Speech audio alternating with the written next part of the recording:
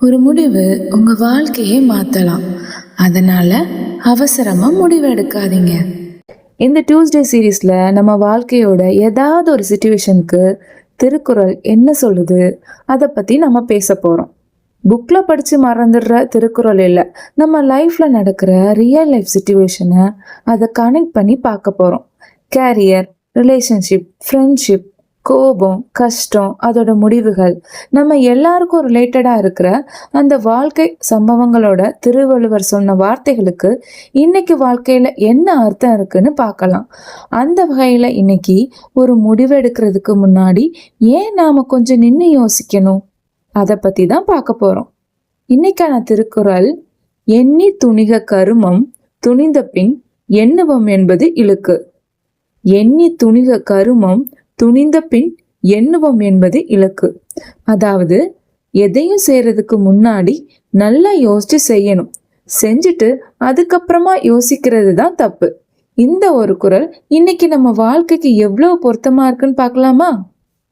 ஒரு 24 வயசு பையன், நல்ல ஜாப், நல்ல சேலரி, ஆனால் டெய்லி ஒர்க் ப்ரெஷர் அதிகமாக இருக்கும். Manager pressure, deadlines, over time. ஒரு நாள் ரொம்ப ஃப்ரஸ்ட்ரேஷனில் போதும் இந்த ஜாப் எனக்கு வேண்டவே வேண்டான்னு ரிசர்னேஷன் பண்ணிட்டான். அந்த மூமெண்ட்டுக்கு அவனுக்கு ஒரு பெரிய ரிலீஃப் கிடைச்ச மாதிரி இருந்துச்சு. ஃபைனலி நான் ஃப்ரீன்னு நினச்சான். ஆனால் ஒரு மாதம் கழிச்சு திரும்ப ஜாப் சர்ச் பண்ண ஆரம்பிக்கும் போது தான் அவனுக்கு ஒரு விஷயம் புரிஞ்சுது. அவன் விட்ட ஜாப் அவ்வளவு மோசமானதெல்லாம் இல்லை. அவனுக்கு ஜாப் ப்ராப்ளம் மட்டும் இல்லை, அந்த நேரத்தில் இருந்த ஸ்ட்ரெஸ் தான் ப்ராப்ளம்.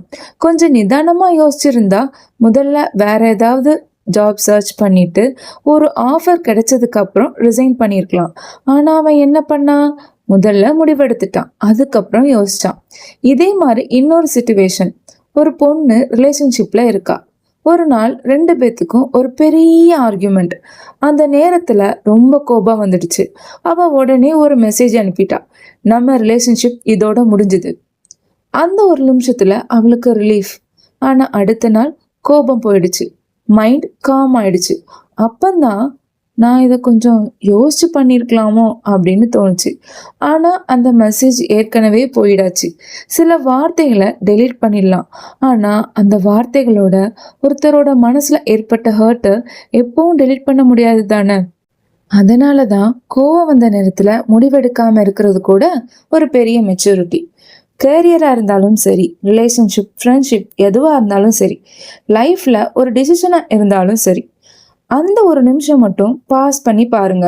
இப்போ எனக்கு என்ன தோணுது அப்படின்னு மட்டும் யோசிக்காம இந்த முடிவை எடுத்ததுக்கு அப்புறம் நான் எப்படி ஃபீல் பண்ணுவேன்னு மட்டும் யோசிங்க.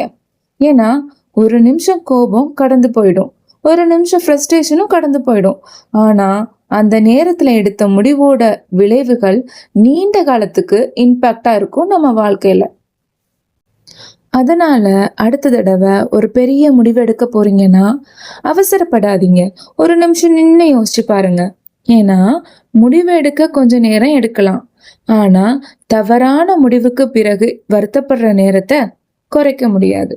அவசரம் முடிவு எடுக்க வைக்கும், ஆனா நிதானம் வாழ்க்கையை காப்பாற்றும். நீங்க கடைசியா எடுத்த ஒரு டிசிஷனை இப்ப நினைச்சா கொஞ்சம் யோசிச்சிருக்கலாமேன்னு தோணுதா? உங்களோட கருத்துக்களை கமெண்ட் பாக்ஸில் சொல்லுங்கள்.